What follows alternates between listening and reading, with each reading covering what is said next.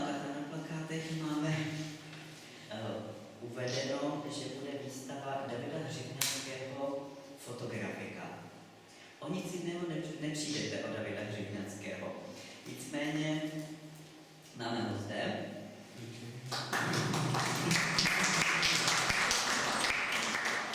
A já do poslední chvíle jsem ani netušil, že se včlení do souboru prací Davida Hřivňanského i práce Davida Halána a budou vystavovat společně.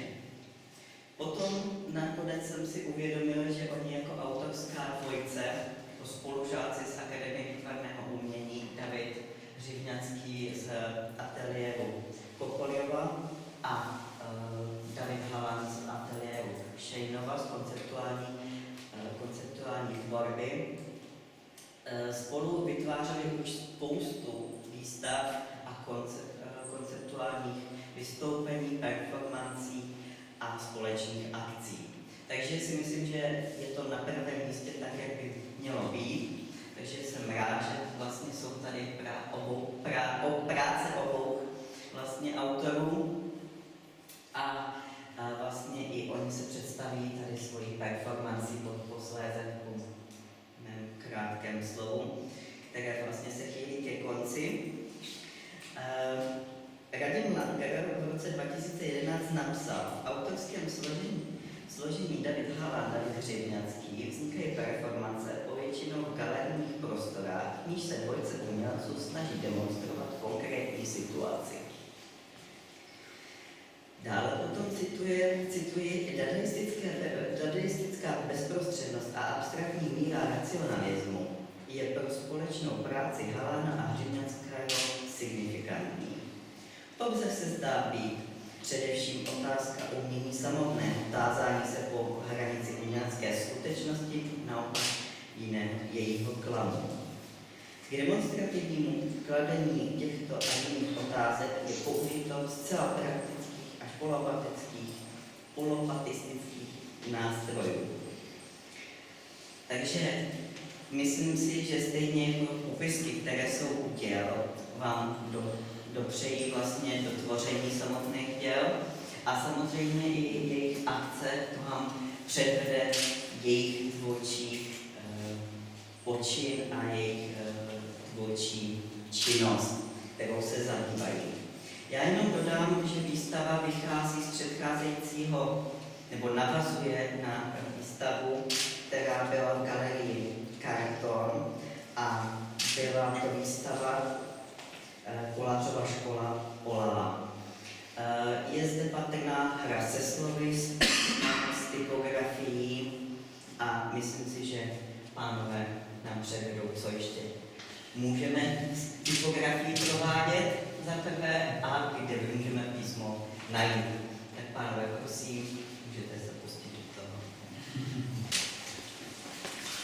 Dobrý večer. Abychom osvětlili více ty obrazy, které na stěnách visí, tak já jsem pašoval bez vedení, bez vědomí galerie umělce, který zde vytvoří na místě jedno dílo, jde o speciální uměleckou disciplínu, která se jmenuje buď to 3D kaligrafie, nebo kaligrafity, jak chceme. Vznikne zde na zdi dílo, jehož podstatou je vlastně jakési převedení do znaku naší řeči, nebo do znaku, který vycházejí z vnitřku slova a bude se týkat jednotlivých obrazů. Jak vlastně říkal tady kolega, mělo být takový přepis, překlad, popisky, překlad vysvětlení toho, o co tady na té výstavě běží, prostřednictvím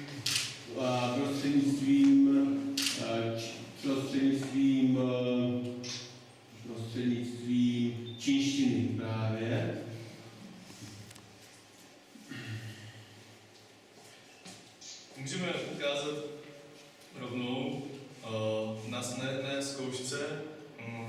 Kolega vám předvede, jak v jeho pokaškole se učili čínské grafity a zrovna si vyzkoušíme, jestli umí pracovat takovýhle předlohy. Dáme mu k dispozici první písmeno.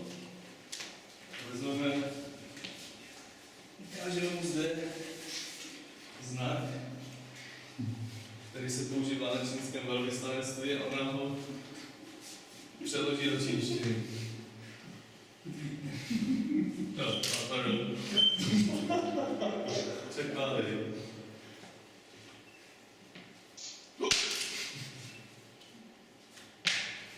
Co vy můžete porovnat, jak se mu to daří? No, je vidět, že jde o velmi volný překlad.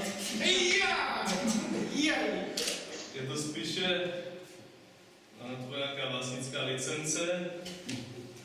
Nicméně první znak do jeho díla, které potom v celosti uvidíte zde, se začíná rysovat. Nevím, jestli já úplně tak čínsky neumím, nevím, jestli už to je ono. No, asi říct, že jo. Takže první znak máme to.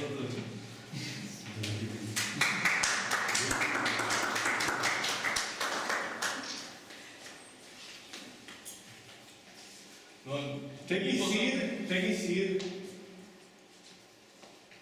Sír. Řekněte A.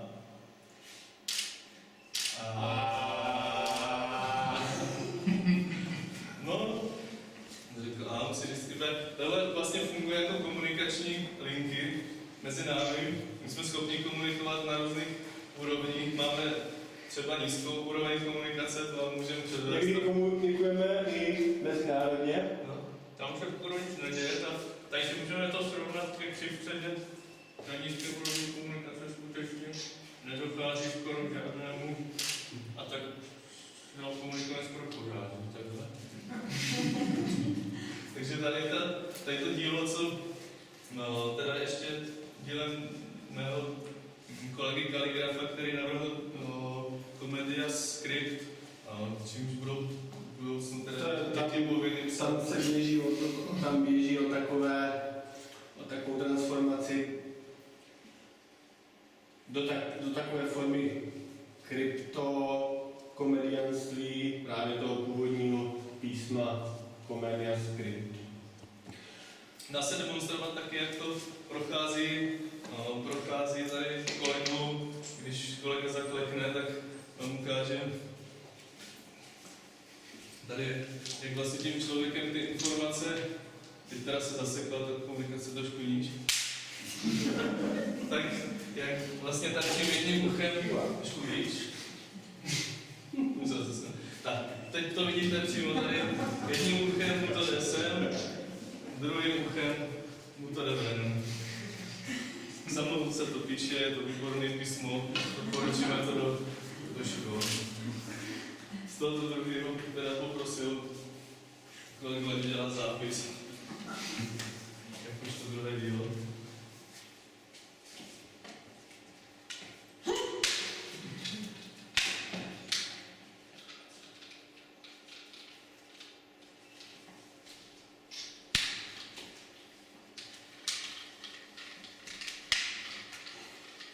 Teď nevím, bychom poznali. To nevím. Výzvaný to poslal, teda se musím. Další 4 To je náš vlastně. Cena. To je železný zákon. Já navrhuji se posunout tady k názornějším formám písemního projevu, blíž počeštěným a právě k těmto hodně blízko té čínštiny.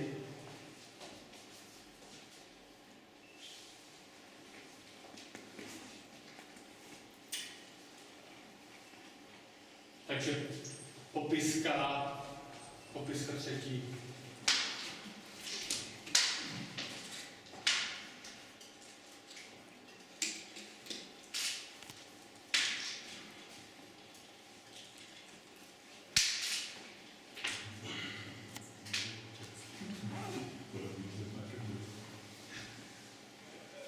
té češtině musím podotknout, že že hodně věcí se dá vyjádřit jedním znakem a ty znaky jsou si velmi podobné. Se to pokusit nějak vysvětlit, no? Tak některé obrazy jsou výsledkem takzvaného šum artu, nebo šumění, česky řečeno, což je v podstatě zachycený. My teda začínáme od konce, ale nicméně využívá k umění perlivé minerální vody a její zobrazovací schopnosti a vnitřního pnutí plynového, Pokračuj. kde pouze šum nebo ten zvuk toho šumu je potom samotným obrazem. To znamená i ten zvuk, nejenom tento písmo, ale ten zvuk může nést nějakou informaci. Zároveň tady máme už to zlom nad tím to. Nad tím. No, takže to je šum art.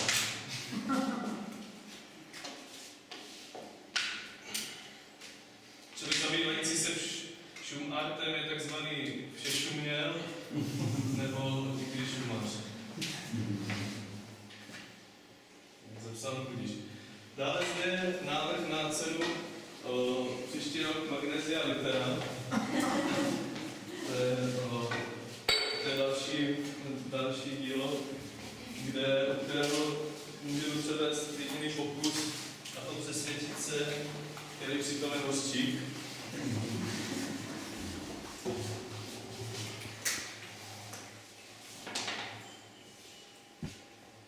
Zda cena je pravá.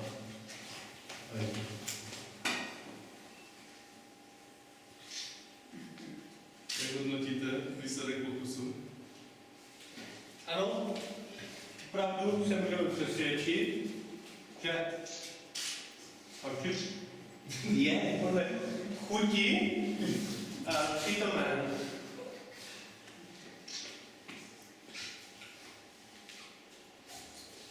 A zdraví. Tak zlom, že zlom.